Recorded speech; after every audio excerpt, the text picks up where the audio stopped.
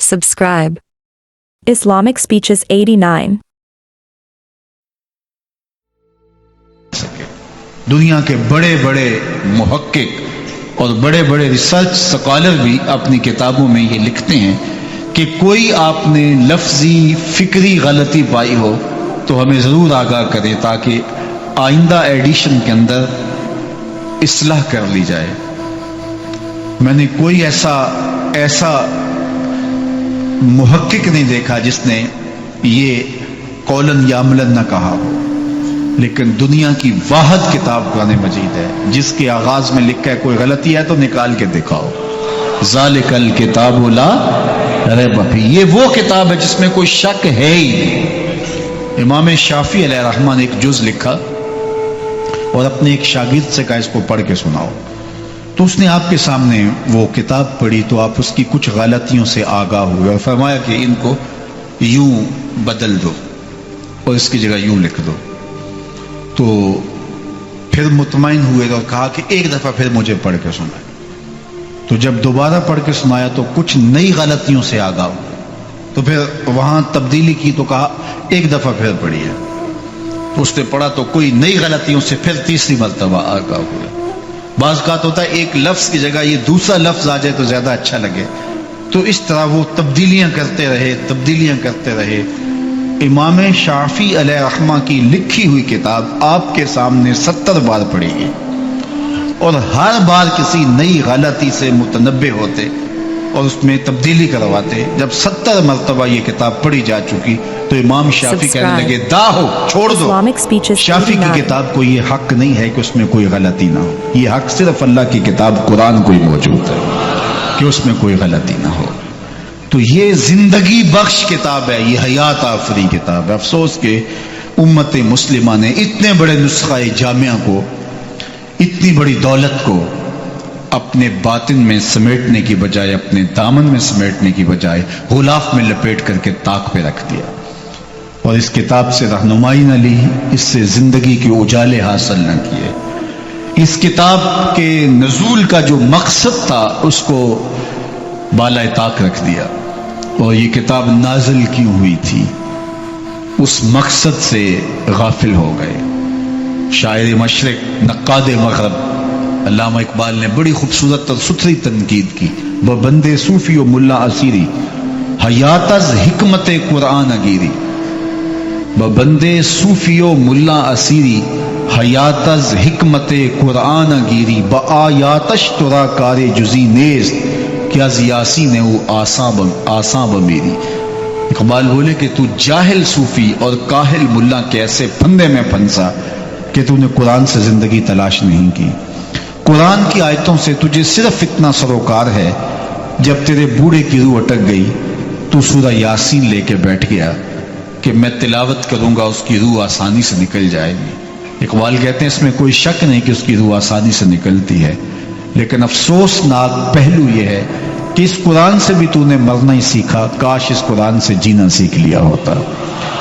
ये कुरान जिंदगी देता है, लेकिन इससे भी तूने मरने की राहें तो तलाश की, मरने की सहूलत तो ढूंढ ली, लेकिन ये किताब हयात आफरी है, जिंदगी बख्श है। इससे तूने जिंदगी की राहें तलाश की होती, ये तुझे पस्तियों से उठा के बुलंदियों तक पहुंचा देती। तो आइए इस किताब के मुताला में हम अपनी जिंदगी को लगाएं और इस किताब को अपनी रूहों में जज्ब करें। जिंदगी में सवेर से शाम तक क्या क्या सीखते हैं।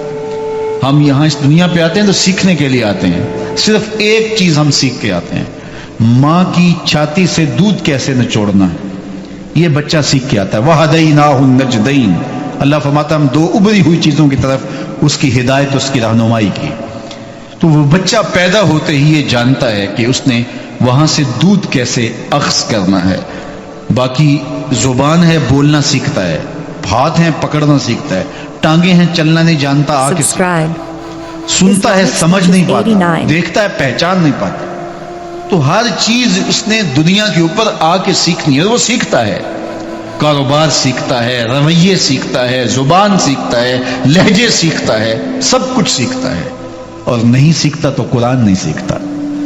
तो आइए इस कुरान को सीखने का मिजाज पैदा करें میں نے آج کی اس نشست میں آپ کے سامنے سورہ المومنون کی ابتدائی آیات پہ کچھ کہنا ہے. وقت کے دامن میں اتنی گنجائش تو نہیں ہے، لیکن پھر بھی یہ پہلی 11 آیات اگر ہم اپنی زندگی میں داخل کر لیں تو یہ ہماری پوری زندگی کو بدلنے کے لیے کافی ہیں. یہ آیات نسخہ شفا ہیں، نسخہ کیمیا ہے اور حیات آفریں آیات ہیں. مختصر مگر اتنی جامعیت کی حامل ہیں کہ ہماری زندگی کے گوشوں کو یہ منور کر دیتی ہیں، اور ایک صالح اور پاکیزہ انسان جو ہمارا مالک دیکھنا چاہتا ہے، ایسا انسان وجود میں آتا ہے. اور یہ ایک فلاح حاصل کرنے والے، کامیابی پانے والے انسان کی نمایاں خوبیاں ہیں. قد افلح المؤمنون ارشاد کیا، فلاح اس نے پائی جس نے ایمان کی بہاریں حاصل کی. جو مومن ہیں، حقیقی فالح وہی ہیں، کامیاب وہی ہیں. ایک شخص ہوا میں اڑے، چرخ پہ جھولے، لیکن اس کے پاس ایمان کا نور نہ ہو تو اس کے پلے کچھ بھی نہیں ہے.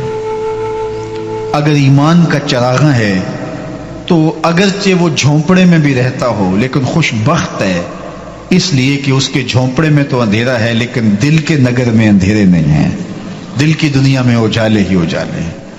تو اصل خوش نصیب وہ ہے جس کے سینے میں ایمان کا چراغاں ہے. حقیقی خوشی اور ابدی سعادتیں اس شخص کا مقسوم ہے جس کے پاس ایمان کی دولت ہے. فرعون جس نے تخت و تاج اور دنیاوی عزت و سرخروئی کے معراج کو پایا لیکن ایمان کے دور سے خالی، تو اس کو فلاح پانے والا کامیاب اور بامراد انسان ہم نہیں کہہ سکتے. جس نے اتنی آسودگی کے ساتھ حکومت کی کہ اس کو کبھی سر میں درد بھی نہیں ہوا، لیکن کامیاب وہ نہیں ہے، کامیاب بلال حبشی ہے. اس لیے کہ حقیقی کامیابی ایمان کے نور کے ساتھ ہے، ایمان کے اجالوں کے ساتھ ہے. میرے اور آپ کے آقا و مولا نے ارشاد فرمایا، میرے قابل رشک لوگوں میں، قابل رشک دوستوں میں سب سے قابل رشک دوست وہ ہے جس کے پاس سامان زندگی تھوڑا ہے اور نمازیں زیادہ ہیں. حضور نے ذکر کرتے ہوئے فرمایا، میرے دوستوں میں سب سے قابل رشک وہ ہے جس کے پاس سامان زندگی تھوڑا ہے اور نمازوں کا حصہ زیادہ ہے. اللہ اکبر. پھر فرمایا کہ جب وہ چلتا ہے تو اس کی طرف اشارے بھی نہیں ہوتے، یعنی وہ معاشرے میں اتنا معروف نہیں ہے کہ لوگ کہیں کہ یہ فلاں ہے فلاں ہے. آیا مسجد کے کونے میں بیٹھا، نماز پڑھی، چلا گیا. اگر نہیں آیا تو کسی کو پتہ ہی نہیں کون نہیں آیا، آیا ہے تو کسی کو پتہ ہی نہیں کون آیا ہے. لا یشار الیہ الناس، لوگ اس کی طرف انگلیاں کر کر کے اشارے نہیں کرتے کہ یہ فلاں جا رہا ہے، یہ فلاں جا رہا ہے، فلاں جا رہا ہے. چونکہ تھا ہے بھی غریب، مال دنیا بھی تھوڑا ہے لیکن نمازیں زیادہ ہیں، ایمان کا چراغاں ہے. ثم نقد بیدہ، پھر حضور نے ہاتھ سے چٹکی بجائی. ہمارے اساتذہ فرماتے ہیں کہ یہاں چٹکی بجانا بھی سنت ہے.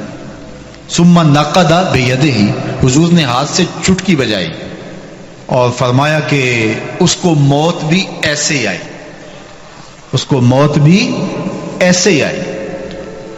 اور پھر فرمایا قلت تراسہ، اس کا سامان دنیا بھی تھوڑا ہی نکلا، وراثت بھی زیادہ نہیں نکلی. قلت بواکی ہے، اس کو رونے والے بھی تھوڑے ہی تھے، زیادہ اس کا سلسلہ ہی بھی نہیں تھا. رونے والے بھی تھوڑے تھے اس کے مرنے کے بعد، سامان زندگی بھی تھوڑا ہی نکلا. اللہ اکبر. اور موت بھی اس کو ایسے آئی، نمازیں زیادہ تھیں اور سامان دنیا تھوڑا تھا اور چلتا تھا تو اشارے نہیں ہوتے تھے. فرمایا میرے قابل رشک دوستوں کو دیکھنا چاہتے ہو تو یہ اس کا جنازہ جا رہا ہے. دونوں جہاں تیری محبت میں ہار کے، وہ جا رہا ہے کوئی شب غم گزار کے. یہ میرا دوست ہے جو جا رہا ہے. تو زندگی میں سب سے قیمتی اثاثہ ایمان ہے، یہ بات ذہن میں رکھیے گا. اس دنیا پر جو بندے کو دیا گیا ہے سب سے قیمتی سرمایہ وہ ایمان ہے، اور آخرت میں سب سے بڑا سرمایہ جو اہل جنت کو دیا جائے گا وہ دیدار الہی ہوگا.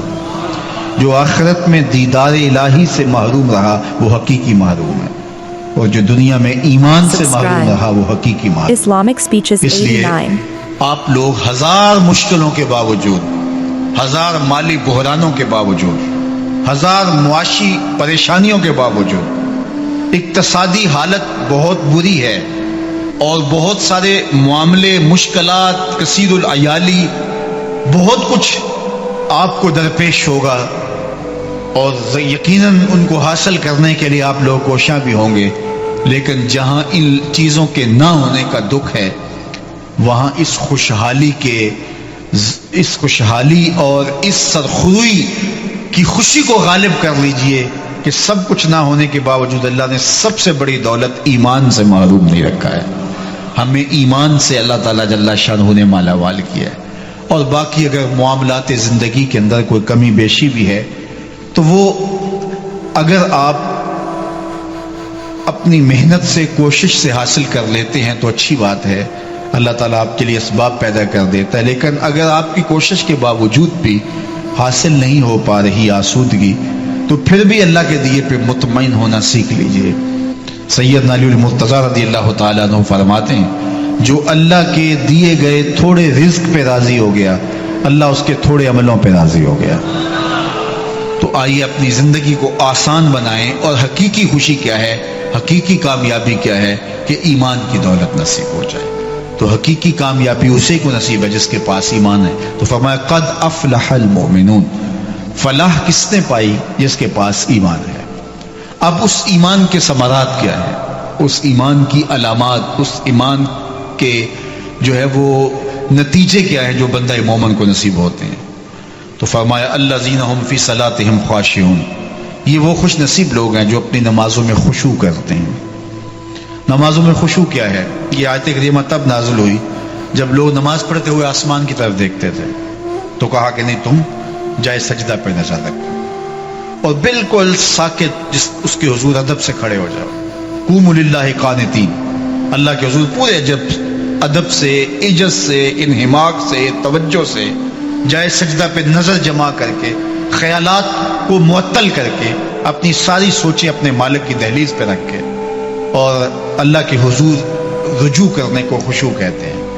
اور اس کے اندر اگر رقت پیدا ہو جائے، نرمی پیدا ہو جائے تو یہ ایک ایسا عمل ہے جو اللہ کی قربت کا سبب و ذریعہ بنتا ہے۔ Subscribe. اس لیے جب بھی نماز پڑھیں تو جو آپ سے ہو سکے وہ یہ ضرور کریں کہ آپ اپنی توجہ جائے سجدہ پہ رکھیں اور اپنے تمام خیالات کو منظم کریں اور مرتب کریں اور خیالات کو مالک کی چوکھٹ پہ رکھیں، اور یہ تصور ہی باندھے رکھیں کہ میں اس کے حضور کھڑا ہوں اور وہ نظر رحمت سے مجھے دیکھ رہا ہے۔ میرے حضور نے ارشاد فرمایا کہ جب تم عبادت کرو تو اس انداز سے کہ گویا تم اسے دیکھ رہے ہو، ان تعبد ربک کأنک تراہ، کہ گویا تم اسے دیکھ رہے ہو۔ لیکن یہ کیفیت ہر شخص کے بس کا روگ نہیں ہے کہ وہ اس کیفیت میں ڈوب جائے کہ میں اپنے اللہ کو دیکھ رہا ہوں۔ تو کہا اگر یہ کیفیت تمہیں حاصل نہ ہو پائے، میرے حضور نے آسانی کر دی، فرمایا یہ کیفیت ضرور حاصل کر لو کہ وہ تمہیں دیکھ رہا ہے۔ تو جب اس تصور میں ڈوبے ہو کہ وہ تمہیں دیکھ رہا ہے تو پھر تمہارا خیال، تمہاری سوچیں، تمہاری افکار دائیں بائیں کیسے بھٹک سکتے ہیں؟ اگر کوئی ایسا شخص جو منصب و عزت کے لحاظ سے آپ سے بہت اونچا ہے اور وہ آپ کی طرف توجہ کر کے آپ سے کوئی بات کر رہا ہے تو پھر آپ کو کوئی اور خیال آ سکتا ہے، آپ کی توجہ کہیں اور بھٹک سکتی ہے۔ جب ایک اعلیٰ منصب دار شخص آپ سے مخاطبے میں ہے اور وہ آپ کی طرف متوجہ ہے تو آپ اپنی حرکات و سکنات کو بھی منظم کریں گے اور آپ کے سارے خیالات یکسو ہو کے اس کی جانب ہوں گے اور اس کی بات سننا چاہیں گے، اس کی طرف توجہ کریں گے۔ تو جب کوئی شخص نماز پڑھتا ہے تو وہ گویا نماز میں وہ اپنے رب سے سرگوشیاں کر رہا ہوتا ہے اور اس کی رحمتیں پوری طرف اس کی طرف متوجہ ہوتی ہیں۔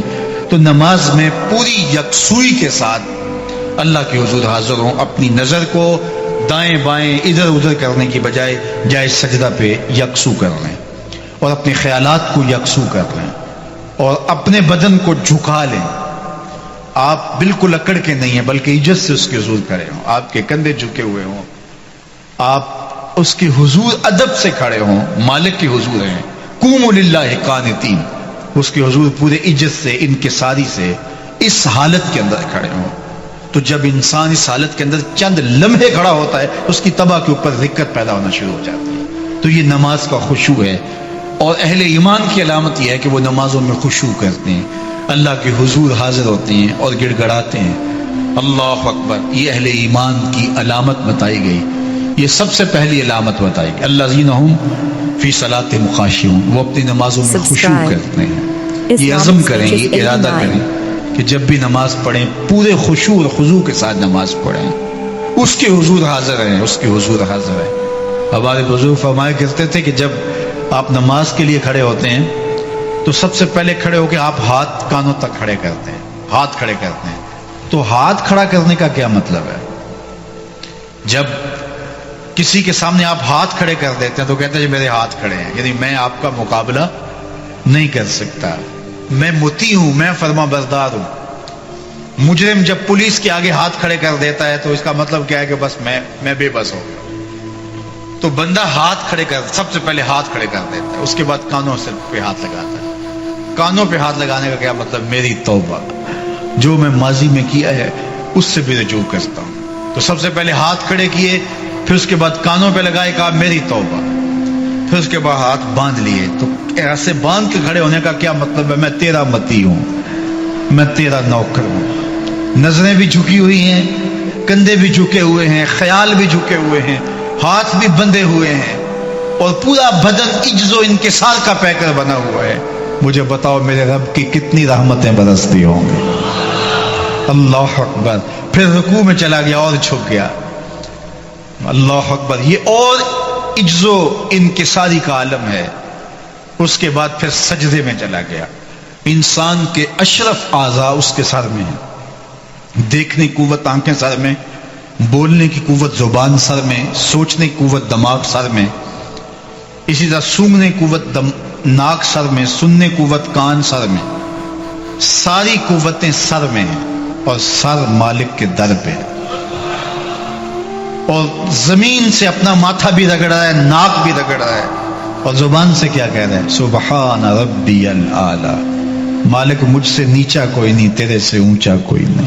سبحان ربی الاعلی. یہ کب کہہ رہا ہے؟ جب عملاً اپنے آپ کو اس نے اقصی غایت التذلل والخشوع، یہ سب سے زیادہ عجز اور انکساری کا عالم ہے. اس سے بڑھ کر بندے کا عجز نہیں ہو سکتا ہے کہ وہ اپنی ناک بھی رگڑ رہا ہے، اپنا ماتھا بھی خاک پہ رگڑ رہا ہے، لیکن زبان سے کیا کہہ سبحان ربی الاعلی. یہ اس وقت کہہ رہا ہے جب خود عجز کے انتہائی درجے پہ ہے. سبحان ربی الاعلی. تو پھر کتنی رحمتیں برستی ہوں گے.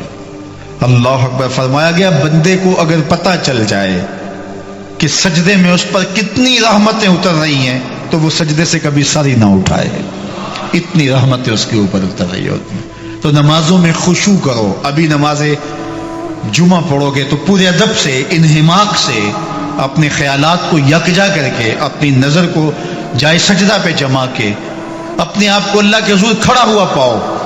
اور پھر نماز عصر، مغرب، عشاء، اس کی مشق کرو عملی. کتنی چیزیں آپ عملاً سیکھتے ہیں، یہ بھی سیکھیں اور اپنی زندگی کے اندر اپنے اوپر طاری کریں. پھر دیکھنا نماز سرور دیتی ہے کہ نہیں دیتی، نماز لطف دیتی ہے کہ نہیں دیتی. تو کہا کہ الذین هم فی صلاتہم خاشعون، وہ اپنی نمازوں میں خشوع کرتے ہیں. والذین هم عن اللغو معرضون، اور وہ لغویات سے اعراض کرتے ہیں. علماء تفسیر نے لکھا کہ لغو قول سے، لغو فعل سے، لغو رویے سے، لغو عمل سے، ہر ایسی چیز جو لغویات کے زمرے میں آتی ہو، اہل ایمان کی یہ شان ہے کہ وہ لغویات میں نہیں پڑتے. ان کی زندگی لغو، بےہودہ، بے مقصد کاموں سے پاک ہوتی ہے. تھوڑی سی زندگی اللہ نے دی ہے، فضول کاموں میں بھی جو ہے وہ بسر کرتے ہیں. اللہ کی امانت ہے یہ زندگی، ایک ایک سانس امانت ہے. اس زندگی کو کسی مقصد کے لیے، کسی کام کے لیے گزرنا چاہیے. یہ زندگی ہے کتنی؟ آپ ذرا دیکھیے، کسی کے 60 سال، کسی کے 70 سال، کسی کے 50 سال، کسی کے 20 سال گزر گئے. اور نظر دھڑا کر کے دیکھیں وقت کتنا لگا ہے. 40 साल 50 साल ये चुटकी में गुजर गए, तो बाकी 8 साल 10 साल 20 साल जितने भी बाकी हैं एक सांस का भी नहीं पता, तो वो भी तो ऐसे ही गुजरेंगे। तो क्या इसको थड़े पे बैठ के गुजार दें? इस जिंदगी को सारी रात सोशल मीडिया पे बैठ के गुजार दें? इस जिंदगी को चाय वाले खोखे पे गुजार दें? इन कीमती सांसों और घड़ियों को क्या हमाम पे बसर कर दें? इसको फजूल अबहास के अंदर, आवारा गर्दी के अंदर बसर कर दें? ये बामकसद जिंदगी है। ये जिंदगी की एक एक सांस कीमती है। उलमा ने लिखा है ये रासुल माल है, इससे आपने कमाई करनी है। तो जिसका रासुल माल ही लुट जाए उसके पल्ले बाकी बचता क्या है? तो अपनी जिंदगी को मकसदियत के साथ बसर करने का गुर सीख लो। हजरत इमाम शाफी अलैहि रहमा फरमाते हैं कि फकीरों की 2 बातों ने मुझे बड़ा नफा दिया है। ये अल्लाह के बड़े बड़े बंदे सूफिया के पीछे दौड़ते थे। हजरत इमाम अहमद बिन हम्बल हजरत बिशर हाफी के पीछे दौड़ते। तो किसी ने उनको कहा, ए इमाम अहमद बिन हम्बल इतने बड़े आलिम हो और बिशर हाफी से क्या तलाश करते हो? तो इमाम अहमद बिन हम्बल फरमाने लगे कि अहमद बिन हम्बल जिस रब को मानता है बिशर हाफी उस रब को जानता भी है। मैं उससे रब की तलाश में रहता हूं। अल्लाह अकबर। तो इमाम शाफी बोले कि फकीरों की 2 बातों ने मुझे बड़ा नफा दिया। एक तो ये अल वक्त सैफुन कातियुन, वक्त काट देने वाली तलवार है, और अगर तुम वक्त को नहीं काटोगे तो वक्त तुम्हें काट देगा। एक तो ये बात मुझे बड़े नफे का सबब हुई। और दूसरी ये बात कि अपने आप को नेकी में मशगूल कर दो, नहीं तो नफ्स तुम्हें बुराई में मशगूल कर देगा। ये दिमाग कभी भी खाली नहीं रहता। आप ये तय कर लें कि मैंने कुछ नहीं सोचना, तो ये सोच रहे होते हैं कि मैं कुछ नहीं सोचना। दिमाग में एक दिन के अंदर मुझे भूल गया है कितने हजार ख्याल आते हैं, और ये दिमाग एक लम्हे के लिए भी फारग नहीं रहता। अल्लाह ने एक बहुत बड़ा कंप्यूटर रखा है, इस पर कुछ ना कुछ चलता रहता है। माहिरीन कहते हैं कि एक बकरियां चलाने वाले आम शख्स के दिमाग का कंप्यूटर बनाया जाए तो न्यूयॉर्क शहर से बड़ा कंप्यूटर बने। और इतना बड़ा सिस्टम अल्लाह ने लगाया है, और ये किसी भी आज तक किसी भी इंसान का पूरा दिमाग खर्च नहीं हुआ, उसका कुछ हिस्सा जो है वो खर्च हुआ है जिन्होंने इजादात भी की। इसकी स्क्रीन पे बहुत कुछ चलता रहता है। तो अगर इस पे हम कोई खैर डालेंगे तो खैर स्क्रीन पे आता रहेगा, और अगर कुछ नहीं डालेंगे तो फिर शैतान जो मर्जी डाल दे। तो इसलिए अपने आप को नेकी में मशगूल कर लो, अपने वक्त को मसरूफ करो, Islamic Speeches 89. अपने ख्यालात को मुनज़्ज़म करो, अपनी सोचों के अंदर कुछ चीज डाल दो जो उसके गिर्द ही तुम्हारी सोचें घूमती रहें। अपने ऊपर कोई तारी करो। यार दिल है तो दिल मोहब्बत से खाली नहीं रह सकता। तो जब दिल में मोहब्बत होगी, और मोहब्बत के बगैर दिल रह ही नहीं सकता। गम अगरचे जाम गुस्सिल है, फिर क्या बचे कि दिल है। गम इश्क अगर ना होता गम रोजगार होता, तो ये तो हो नहीं सकता। तो जब दिल ने किसी से मोहब्बत करनी ही करनी है तो फिर आमिना के लाल से करो। जब दिल किसी की तमन्ना में तड़पेगा ही तो मदीने की याद में तड़पे। तो इसको मौका ही ना दो। तो फरमाया अपने आप को नेकी में मशगूल कर दो, नहीं तो नफ्स तुम्हें बुराई में मशगूल कर देगा। कहा यह बात ऐसी थी कि जिसने मुझे बड़ा नफा दिया। और इमाम शाफी रात बिस्तर पे लेटते थे, सोने से पहले पहले कई फिका के मसले हल कर लेते थे, कि कई मसाइल आप हल कर लेते थे। तो ये अपने ख्यालों को मुनज़्ज़म करो, अपने आप को एक लम्हा भी बेहुदा फजूल बेमकसद न गुजरने दे। अल्लाह अकबर। इंसान लग़वियात से अपने आप को पाक रखे। मेरे और आपके आका मौला का एक फरमान सुनिए। ये हुजूर अलैहिस्सलाम की लाखों अहादीस का खुलासा है कि आका करीम ने इरशाद फरमाया, ये जवामिउल कलम से है कि आका करीम ने इरशाद फरमाया, मिन हुस्ने इस्लामिल मर्इ तर्कुहु मा ला यानी है। किसी शख्स के इस्लाम का हुस्न ये है कि वो हर बेमकसद काम को छोड़ दे। तो जिंदगी से लग़वियात को निकाल दें, फजूलियात को निकाल दें। जिंदगी वैसे भी सौखी हो जाएगी। सवेर से लेकर शाम तक हमने अपने ऊपर ऐसे बोझ लादे हुए हैं, जो बोझ जो हैं वो हमारी जरूरत नहीं है और हम अपने ऊपर लादे हुए हैं। वो मैंने देखा छोटे बच्चे अपनी जेब के अंदर क्या डालते रहते हैं, क्या डालते रहते हैं। اور گھروں کے اندر Subscribe. یہ چیز بھی کبھی کام آ جائے گی، رکھ لو رکھ لو رکھ لو، پھر ایک وقت جب سال کے بعد صفائیاں کرتے ہیں تو اس کو بھی نکال دو، اس کو بھی نکال دو، تو پھر سوکھے ہو جاتے ہیں، پھر چیزیں جمع کرنا شروع کر دیتے ہیں۔ یہ عمل روز کیا کریں، اپنی زندگی کے بوجھ اتاریں، فضول وقت جہاں بسر ہو رہا ہے، فضول لوگوں سے ربط جو ہے وہ اس کو ختم کریں، اپنی زندگی کو با مقصد بنائیں، جو آپ کی دنیا کے لیے، آپ کے بچوں کے لیے۔ ایک بندہ تہجد کے نوافل بھی پڑھتا ہے، صلاۃ الاشراق بھی پڑھتا ہے، صلاۃ الضحیٰ بھی پڑھتا ہے، صلاۃ الاوابین بھی پڑھتا ہے، وہ نفلی روزے بھی نہیں چھوڑتا، لیکن وعدہ پورا نہیں کرتا، جس سے پیوست ہو جاتا ہے۔ نماز میں کھڑے ہوتے ہیں تو یوں تیر نکال لیا جاتا ہے، آپ کو بعد میں پتا چلتا ہے کہ میرے بدن سے تیر نکالا گیا ہے۔ یہ ہے عبادت میں خشوع، اس کے حضور جب اس کے ہو گئے، محویت کا یہ عالم ہے کہ اسی کے ہو گئے، کسی غیر کی طرف خیال بھی نہیں گیا۔ اللہ اکبر، کسی اور کی طرف دیکھیں کیوں، کسی اور کی طرف تکیں کیوں، جب نظارے اس کے ہیں نگاہوں میں، جب خیال اس کے ہیں۔ وہ نماز پڑھ رہا تھا کوئی شخص، تو مجنو آگے سے گزرا، تو نمازی نے نماز توڑ کے اس کے منہ پہ تھپڑ مارا۔ تمہیں پتہ نہیں نمازی کے آگے سے نہیں گزرتے؟ اس نے کہا میں دیکھا نہیں، میں نے دیکھا نہیں، میں ایک عورت کی محبت میں ایسا گرفتار تھا کہ مجھے ہوش نہیں رہا، لیکن افسوس تم پر، تم رب کی محبت میں مجھے دیکھ رہے تھے۔ تو محویت کا عالم بس طاری ہے، اس نماز اپنے اوپر طاری کر رہے ہیں، اس کے حضور کھڑے ہیں۔ اللہ اکبر۔ ثم والذین هم لاماناتهم وعهدهم راعون۔ نماز میں تو نماز ہے تو محویت تک اپنی عصمت کا جوہر ہے، تو اس کے گرد پہرے بٹھائے ہیں۔ مجال ہے کہ عصمت کے جوہر کو داغ بھی لگنے پائے، مجال ہے کہ خیال بھٹکنے بھی پائے، سوچوں میں آوارگی آنے پائے۔ یہ خیال جب جمع ہوا ہے کہ میرا اللہ مجھے دیکھ رہا ہے، پھر بند کوٹھڑی میں بھی جرم نہیں ہوتا۔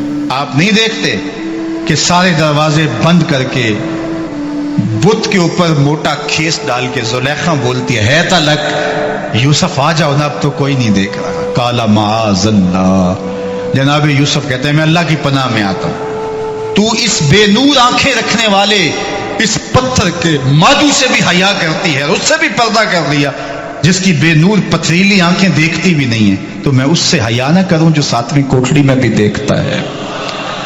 اللہ اکبر، اتنی روشنی برستی ہے کہ گناہ کا تصور ہی محال ہو جاتا ہے۔ اور جناب یوسف کو پتہ ہے کہ ساتوں دروازے بند ہیں اور تالے چڑھے ہوئے ہیں، لیکن اللہ کے یقین پہ حضرت یوسف دوڑتے ہیں، اللہ تالے پگھلا دیتا Islamic ہے، speeches 80. دروازے کھلنے لگتے ہیں، قفل گرنے لگتے ہیں۔ جب کوئی اس کا ہو جائے تو کوئی قفل، کوئی راستے کی بندش اس کا راستہ نہیں روک سکتی۔ اللہ بند مکفل راہیں بھی کشادہ کر دیتا، اس کے ہو کے تو دیکھو، اس کے بن کے تو دیکھو۔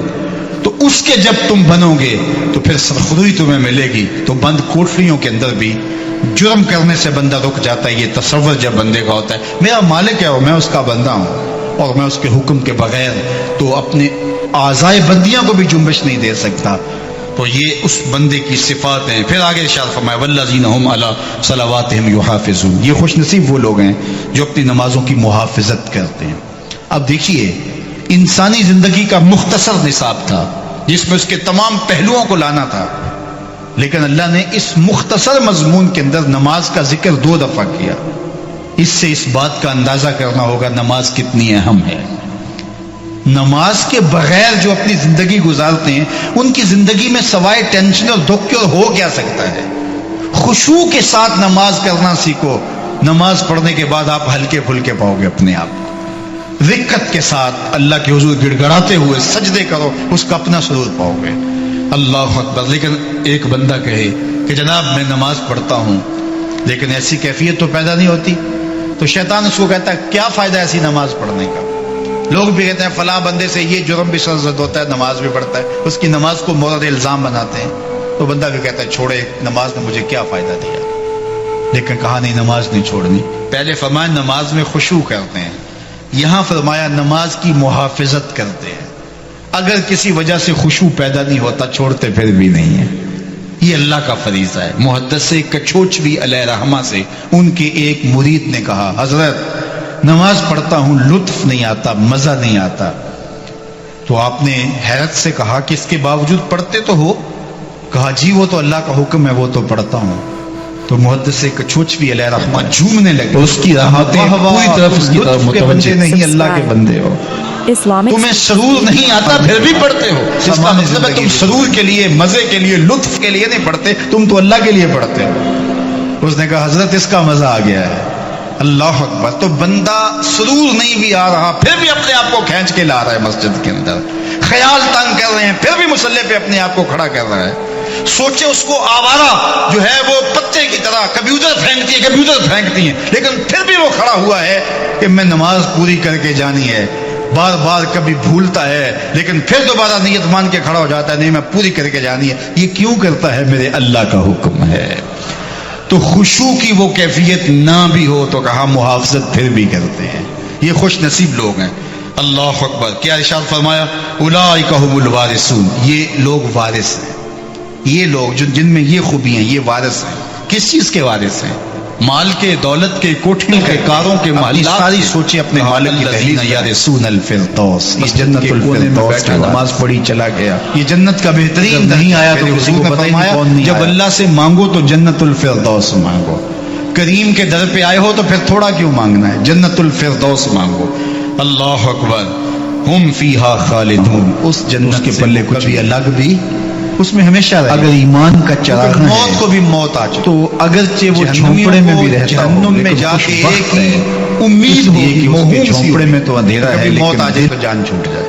اور جنت لیکن کامیاب وہ نہیں ہے، کامیاب بلال حبشی ہے. یہ سب کچھ چھن نہ جائے. ہماری زندگی کے گوشوں کو یہ منور کر دیتی ہیں اور ایک صالح اور پاکیزہ انسان موت نہ آئی ہوتی جو ہمارا مالک دیکھنا چاہتا ہے اور جہنمی خوف سے مر جاتا ہے، لیکن موت کو موت آ ثم نقض بیدہ.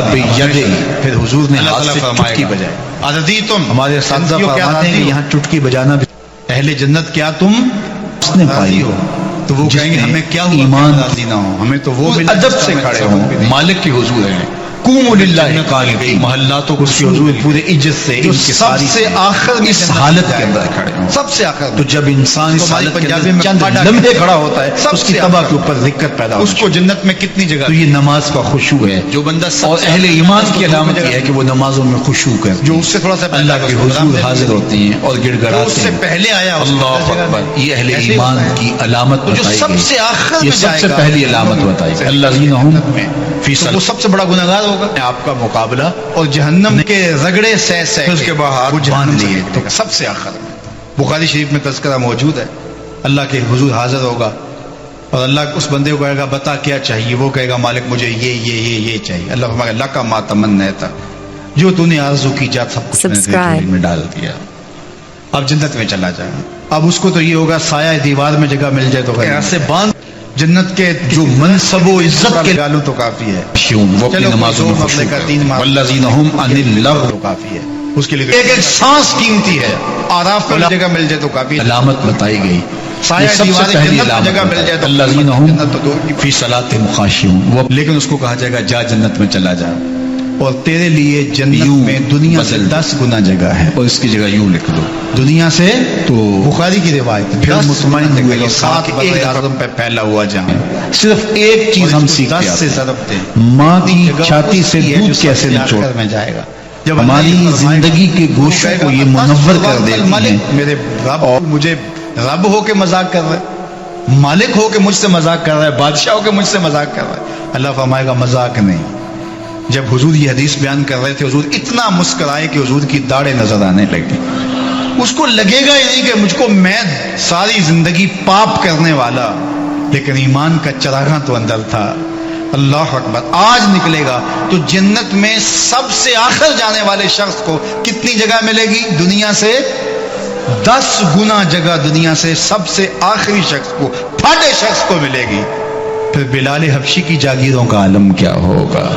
ابو بکر عمر کی جاگیروں کا عالم کیا ہوگا؟ بابا فرید گنج شکر داتا گنج بخش علی اجویری، شیخ احمد مجدد الفسانی کی جاگیروں کا عالم کیا ہوگا؟ یہ سب سے آخری کی یہ جاگیر ہے، دنیا سے 10 گنا جگہ. اب جنتی جنت میں یہ تو سب سے کم کی میں کہانی سنائی ہے. جو اعلیٰ ہوں گے تو اللہ اکبر. حضور فرمایا یہاں سے لے کے صنعا تک، مدینے میں حضور نے فرمایا یہاں سے لے کے صنعا تک. یہ صنعا جو ہے یہ یمن کا شہر ہے. مدینے سے لے کے صنعاء تک فرمایا جنتی میں جنتیوں کا موتی کا ایک محل ہوگا جو اتنا بڑا ہوگا، یہاں سے لے کے صنعاء تک ایک ایک محل اتنا ہوگا، کتنے محل دیے جائیں گے، اور یہ جنت کی نعمتیں ہیں۔ اب کس کا جی چاہے گا کہ یہ جنت کی نعمتیں چھنے؟ موج لگ گئی، خدشہ ایک ہی ہوگا کہیں موت نہ آ جائے، موت کو بھی موت آ گئی، کام ختم ہو گیا، اب خوش ہو جائیں گے۔ اللہ تعالیٰ ان سے خطاب فرمائے گا، راضی ہو؟ وہ کہیں گے گوڈے گوڈے راضی۔ ہمیں کیا ہوا کہ ہم راضی نہ ہوں؟ اس کا یہی ترجمہ بنتا ہے، گوڈے گوڈے راضی۔ ہمیں کیا ہوا؟ ما لنا اللہ نرضا، ہمیں کیا ہوا کہ ہم راضی نہ ہوں؟ تو اللہ فرمائے گا تمہیں ایک اور شے دینے لگا ہوں۔ تو وہ کہیں گے مالک کسر کون سی رہی ہے؟ اب کیا شے ملنے والی ہے؟ ہر شے تو مل گئی، جو آرزو کرے وہ مل گئی۔ وَلَكُمْ فِيهَا مَا تَشْتَهِي أَنفُسُكُمْ، جو دل میں آرزو پیدا ہوگی وہ سامنے ہوگا۔ تو اب کوئی آرزو ہی نہیں رہی تو کیا ملے گا ہمیں؟ اللہ فرمائے ایک شے تمہیں دینے لگا ہوں جو تمہیں خوش کر دے گی، نہال کر دے گی۔ تو وہ جنتی جھولیاں پھیلا لیں گے، اور اللہ کیا عطا کرے گا؟ سنو، اللہ فرمائے گا میں تم سے راضی ہو گیا ہوں، اب کبھی بھی ناراض نہیں ہوں گا۔ تم سے ایسا راضی ہوا ہوں، اب کبھی بھی ناراض۔ جنت سے نکلنے کی ایک چیز یہ رہ گئی تھی کہ اللہ ناراض ہو جائے اور نکال دے، کہ اب کبھی بھی ناراض نہیں ہوں گا تم سے، یہ میں تمہاری جھولی میں خیر ڈال رہا ہوں۔ اللہ اکبر۔ تو جنت میں ابدی قیام ہے۔ تو ارشاد فرمائے یہ فردوس کے وارث ہیں، ہم فیہا خالدون، اور اس میں ہمیشہ رہیں گے، ہمیشہ ہمیشہ ہمیشہ ہمیشہ رہیں گے، کبھی بھی نکالے نہیں جائیں گے۔ اللہ بھی راضی، اس کا رسول بھی راضی۔ جنت الفردوس کی نعمتیں اسے نصیب ہوں گی جس میں یہ خوبیاں ہوں گی۔ سورہ المومنون 18ویں پارے کی پہلی سورت ہے، 18ویں پارے کا آغاز یہاں سے ہوتا ہے۔ یہاں سے جائیں روزانہ کی بنیاد پہ 5-7 دن اگلے جمعۃ المبارک تک، جب آپ تلاوت کریں آدھا پارا، پونا پارا، جو بھی آپ کا مزاج ہے، تو 18ویں پارے پہ آ جائیں اور یہ 11 آیات ضرور تلاوت کیجیے۔ اور جب آپ یہ تلاوت کریں گے، اس کی ساری تفسیر جو آج آپ نے سنی ہے تازہ ہوتی جائے گی، اور اس کا ایک اپنا نور ہے جو آپ کو نصیب ہوگا، کئی چیزیں آپ کو نصیب ہوگی۔ تو یہ 8 دن ضرور مشق کرنا، اور پھر دیکھنا کہ ان خوبیوں میں سے کون کون سی خوبیاں ہمارے اندر موجود ہیں اور کون سی خوبیاں ہمارے اندر موجود نہیں ہیں۔ جو نہیں ہیں ان کو اپنے اندر پیدا کریں، جو موجود ہیں ان پر اللہ کا شکر ادا کریں۔ اللہ مجھے آپ کو اپنی پناہوں کے حصار میں رکھے۔ وآخر دعوانا